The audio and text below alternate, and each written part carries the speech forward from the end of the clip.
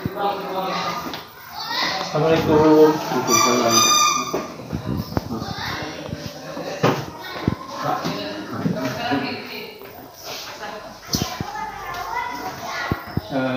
Bapak, hapunten, mohon maaf mengganggu waktunya sebentar. Ini ada tugas dari guru penggerak terkait ada beberapa pertanyaan yang harus disampaikan terkait modul 3.1 tentang kemungkinan, Pak. Boleh Pak mengganggu waktu sebentar? Ini Pak, ini beberapa pertanyaan ya Pak ya. Terkait yang pertama, selama ini bagaimana Bapak dapat mengidentifikasi kasus-kasus yang merupakan etika dan rujukan moral? Kalau kasus yang merupakan dilema etika baru kita dapat identifikasi ketika permasalahan tersebut kita dihadapkan pada dua pilihan yang sama-sama benar gitu, tetapi kita harus memutuskan satu di antara yang benar tersebut. Itu barangkali kalau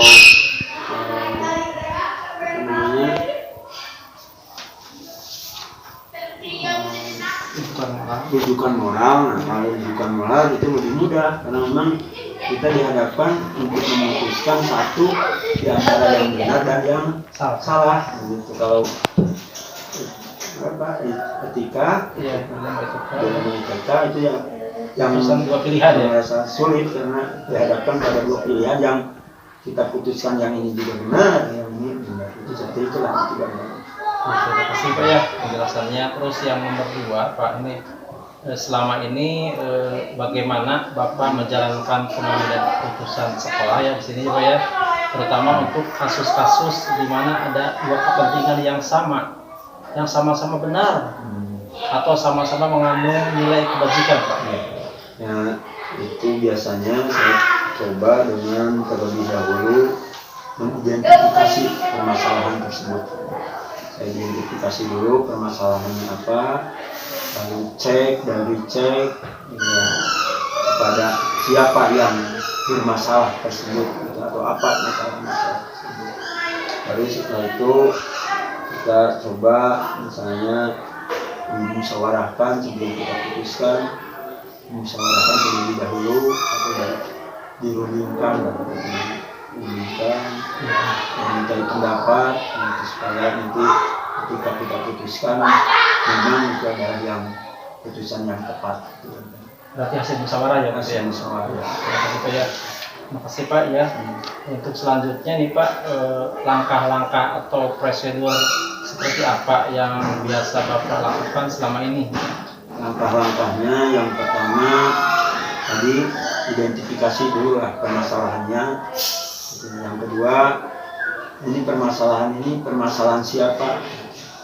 Bukan permasalahan apakah masalah ke kita atau bukan gitu, tapi kepada siapapun permasalahan ini atau masalah siapapun ini kita perlu atau harus dari sekolah harus kita atasi, harus kita tangani. Yang ketiga, kita kumpulkan data-data yang ada penyebab dari permasalahan tersebut, terus apa yang menjadi hal-hal yang menjadikan terjadi itu dijadikan satu masalah, lalu akibatnya apa gitu. Ini dalam hal kita kumpulkan data seperti itu akibat dari permasalahan ini. Lalu yang keempat baru kita cek atau uji, itu yang diuji, kita bandingkan, kita lihat peraturan yang ada atau apa namanya ya peraturan lah atau undang-undang yang ada bagaimana yang mengatur, terus kaitkan dengan profesi kita sebagai guru, sebagai tenaga pendidik gitu. Lalu tidak lepas juga kita bandingkan dengan perasaan kita gitu, perasaan diri kita apabila hal ini terjadi seperti ini, putusannya bagaimana dampaknya kepada orang lain juga, bagaimana dampaknya, baru nanti kalau kata agama mah yang lebih kecil mudorotnya baru kita putuskan itu kan. Ya, itu ya, terima kasih ya. Jadi pertimbangan ya Pak ya. Kita ke depan nih, hal-hal apa saja yang selama ini Bapak anggap efektif dalam pengambilan keputusan pada kasus-kasus dilema etika Pak? Dengan pilihan yang sama itu. Ini sebenarnya teknik kita bagaimana mengatasi permasalahan ini tidak sendiri gitu. Jadi jangan diputuskan oleh sendiri, jadi tidak lepas dari musyawarah untuk untuk mencari solusi yang terbaik gitu. Dan yang terpenting lagi adalah keterbukaan, gitu. Terbuka kepada semua pihak bahwa ini akibatnya begini, kalau ini begini, ini diperlukan seperti itu, barangkali musyawarah dan keterbukaan gitu. Kuncinya ya Pak ya, musyawarah dan keterbukaan apalagi sama agama sini ya Pak ya. Terus Pak, ini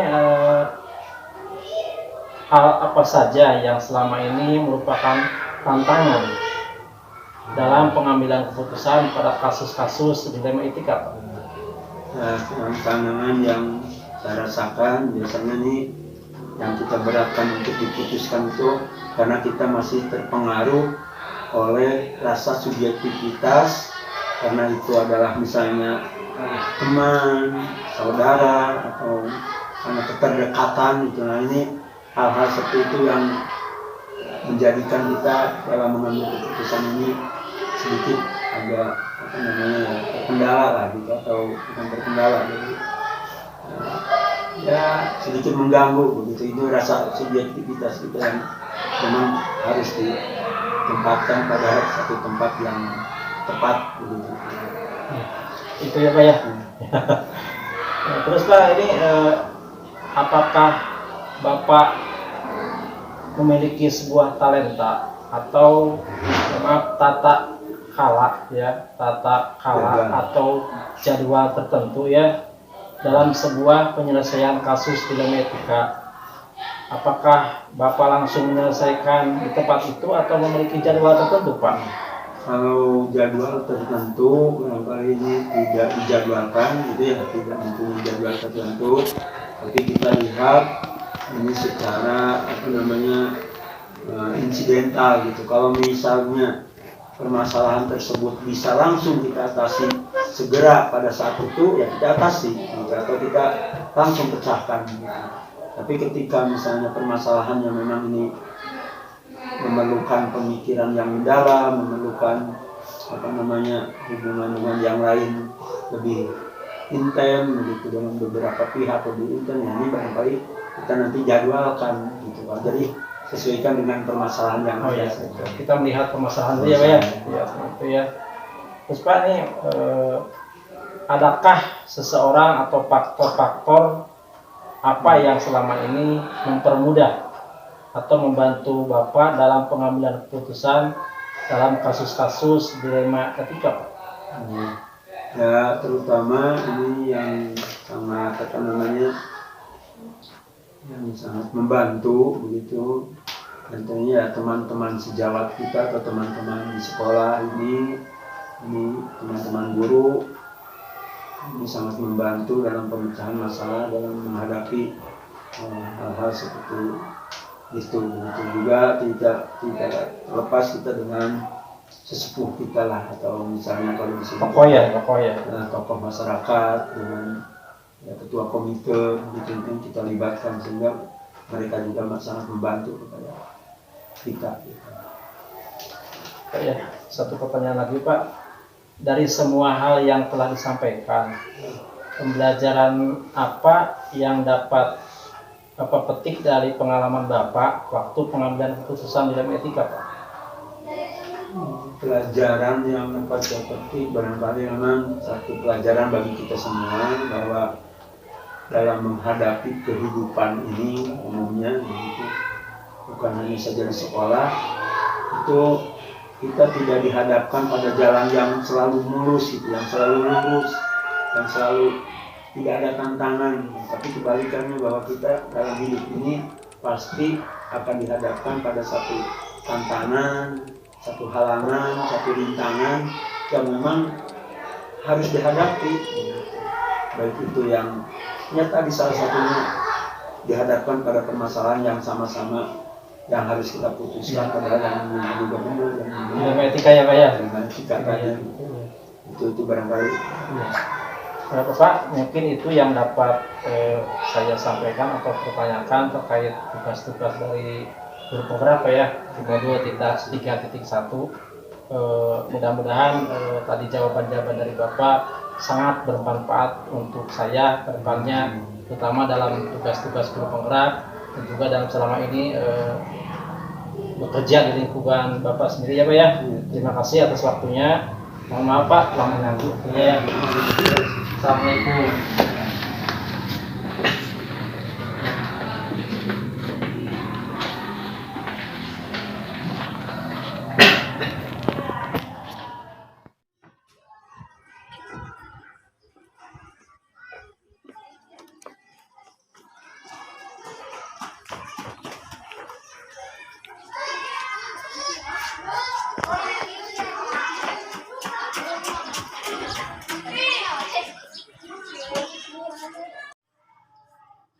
Assalamualaikum. Waalaikumsalam warahmatullahi wabarakatuh. Pak Ibnu, bagaimana kabar Pak? Alhamdulillah baik ya.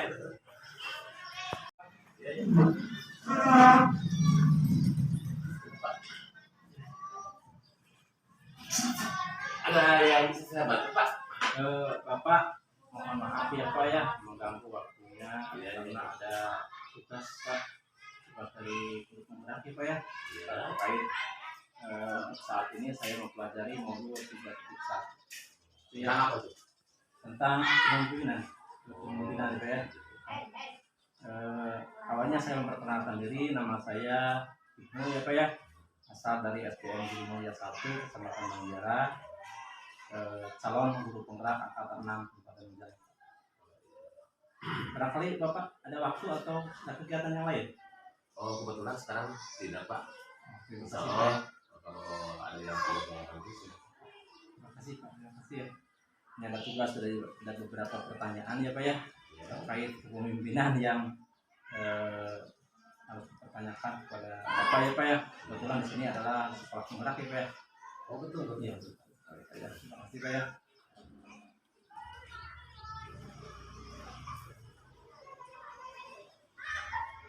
Posisi saja Pak, kalau dari Bapak bisa posisikan diri biar nyaman. Oh boleh. Oke.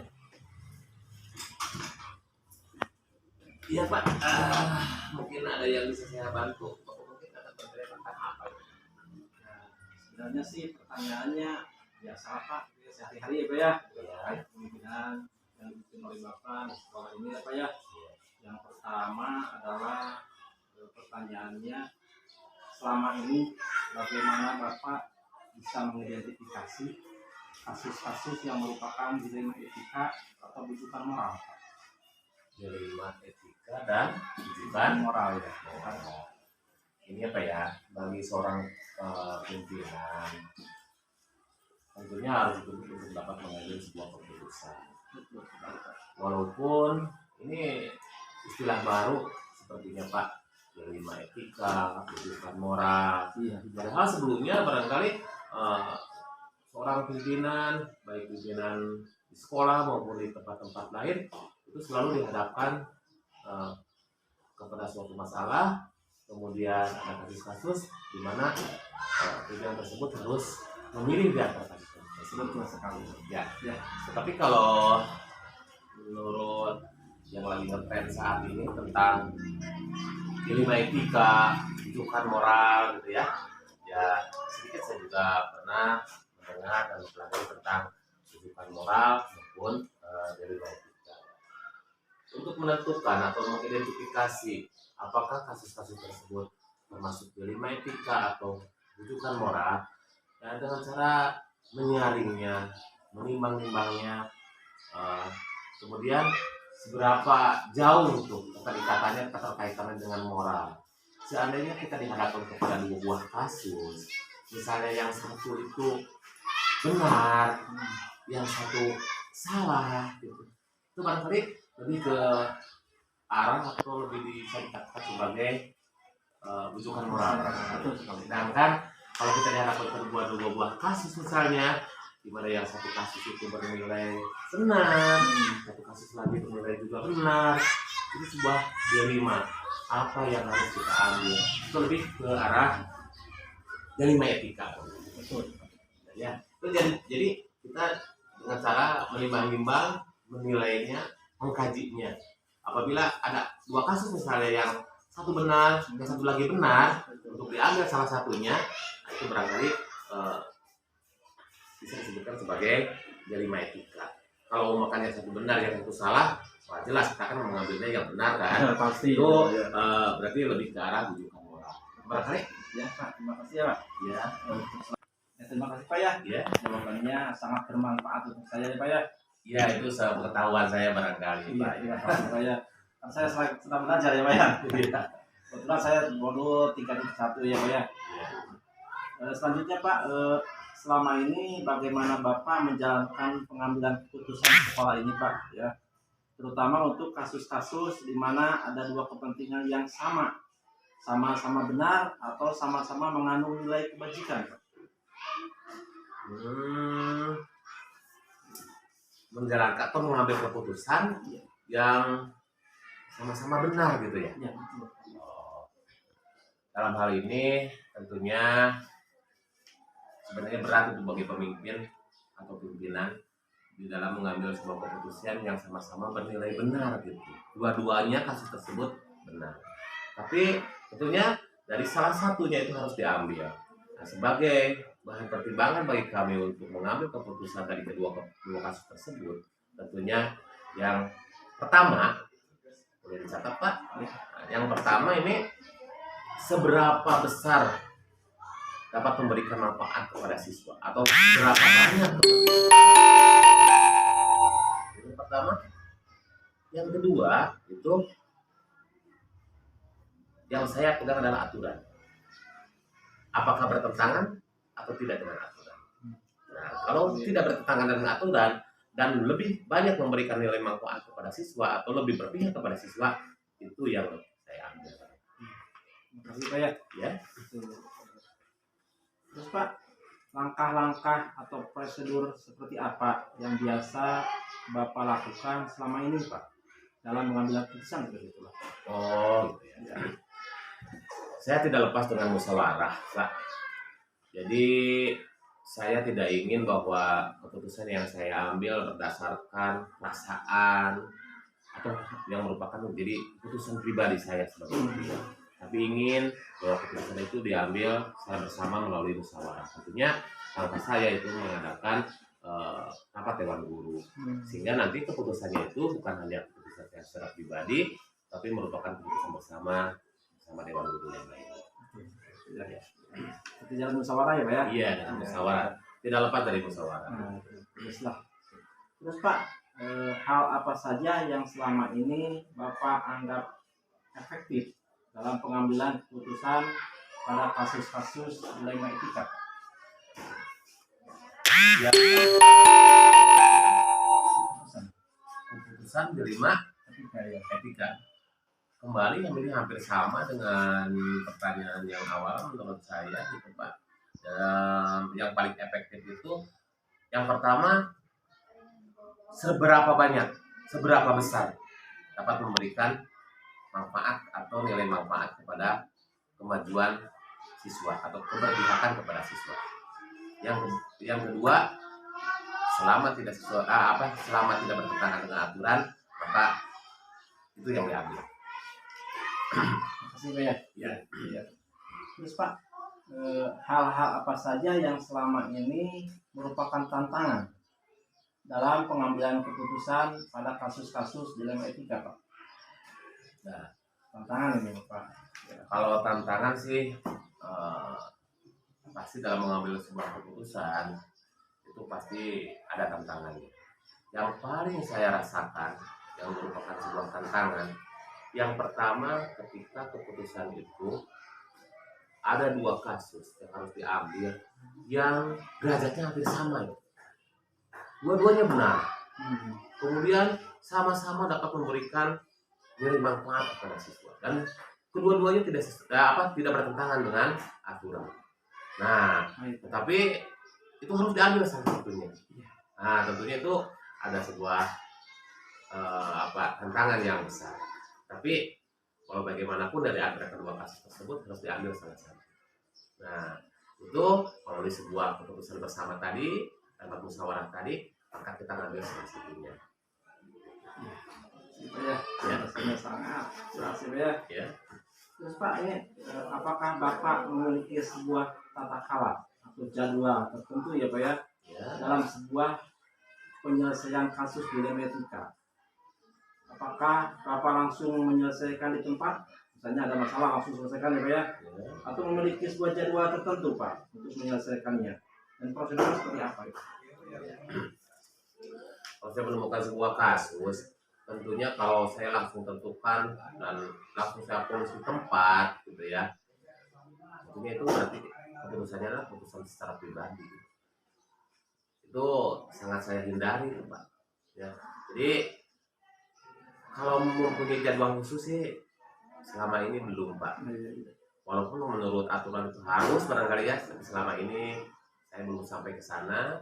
Tetapi dalam mengambil sebuah keputusan tentunya tidak langsung di tempat berdasarkan perasaan sendiri, berdasarkan asumsi sendiri secara langsung dan ditentukan. Itu saya hindari. Tentunya dalam mengambil keputusan tadi sudah saya garis bawahi bahwa keputusan bersama tentunya harus melalui sebuah musyawarah dengan dewan guru dalam bentuk sebuah keputusan. Iya. Ini ada lagi Pak ya? Boleh. Adakah seseorang atau faktor-faktor apa selama ini mempermudah atau membantu Bapak dalam pengambilan keputusan pada kasus dilema etika? Sebenarnya dari jawaban yang tadi sudah bisa ya, menurut Bapak juga ya. Betul sekali Pak. Nah, bukannya seseorang, banyak orang ini. Nah, itu banyak orang. Ya. Dewan guru itu jangan menganggap bahwa dewan guru itu sebagai bawahan, tapi anggap bahwa mereka itu sebagai mitra kerja dalam menyelesaikan sebuah permasalahan. Jelas, bukannya seseorang tapi banyak orang. Dewan guru itu adalah rekan kerja yang bisa bersama-sama memecahkan permasalahan. Selain itu, teman-teman yang seprofesi juga di kepala sekolah, di 3S gitu ya, itu juga bisa kita ajak wawancara, kita ajak berdialog untuk menyelesaikan sebuah dilema etika. Sekali Pak ya, gitu kan. Diulang di tengah-tengah sejawat dan lain sebagainya Pak ya. Nah, itu kan. Ini Pak, dari semua hal yang telah disampaikan Bapak tadi ya, mulai dari etika dan pendidikan moral, pembelajaran apa yang dapat Bapak petik dari pengalaman-pengalaman yang sudah dialami Pak? Nah, seperti itu ya, pada keputusan dilema etika. Ternyata kita jangan semena-mena di dalam mengambil sebuah keputusan. Yang pertama itu seperti itu, yang kedua dalam mengambil keputusan itu harus berhati-hati. Jangan berdasarkan perasaan sendiri, jangan berdasarkan asumsi sendiri, tapi kita harus berhati-hati jadikan sebuah keputusan yang menjadi sebuah keputusan bersama. Jangan berdasarkan perasaan sendiri. Nah, kadang mengambil keputusan dan hanya mengandalkan perasaan sendiri kadang-kadang bertentangan dengan pendapat teman-teman yang lain, dengan guru-guru yang lain. Nah, kadang itu akan menjadi dilema baru gitu. Nah, tapi kalau kita mengambil keputusan bersama gitu ya, jadi nanti hasilnya juga secara ikhlas, secara bahwa keputusan itu adalah keputusan kita yang harus kita kerjakan sama-sama, kita laksanakan bersama-sama. Jadi tidak ada permasalahan baru yang timbul kalau permasalahannya itu diselesaikan secara bersama-sama. Jadi bukan hanya seseorang tadi Pak ya, tapi banyak orang sebenarnya yang membantu dalam menyelesaikan permasalahan dalam menentukan sebuah keputusan seorang. Betul sekali Pak ya, kita lakukan musyawarah bersama ya Pak ya. Iya, tentunya keputusan itu disepakati oleh semua. Ya, betul sekali. Pak mungkin hanya itu ya Pak ya yang dapat saya pertanyakan untuk pembelajaran kali ini gitu ya. Mudah-mudahan kedepannya kita bisa bersilaturahmi lagi ya Pak ya. Iya, sangat dinantikan Pak. Ini juga. Jadi saya tertantang nih harus mempelajari dilema etika, mempelajari juga tentang apa tadi? Bujukan moral gitu ya. Ya, bujukan moral gitu ya. saya hanya baru sekilas-sekilas tahu tentang itu. Waduh, kalau saya tidak pernah baca, saya malu sekali itu menjawab pertanyaan Oh, ini ya. saya Bapak lebih pintar ya Pak ya dalam milih-milih seperti itu ya Pak ya. Iya, iya, Dan iya. saya lagi belajar ya Pak ya, belajar untuk tahap di guru penggerak modul 3.1 seperti itu ya. Bapak ini terima kasih atas waktunya ya Pak ya. Ya sama-sama Pak, tapi ini hanya pendapat saya ya Pak ya. Tentunya itu mungkin ada yang benar sesuai dengan teori, ada ini hanya saya berdasarkan praktek saja. Tentunya nanti Bapak silakan timbang-timbang dalam menyelesaikan tugasnya. Mudah-mudahan Bapak mendapat kelancaran untuk tugas-tugas selanjutnya. Amin amin. Ya. Ya, Pak. Barangkali itu Terima kasih Pak ya. Ya, Sangat sama-sama. bermanfaat buat saya Pak ya. Terima kasih Pak ya. Ya. Assalamualaikum. Waalaikumsalam warahmatullahi wabarakatuh. Ya, jalan Pak. Ya Pak.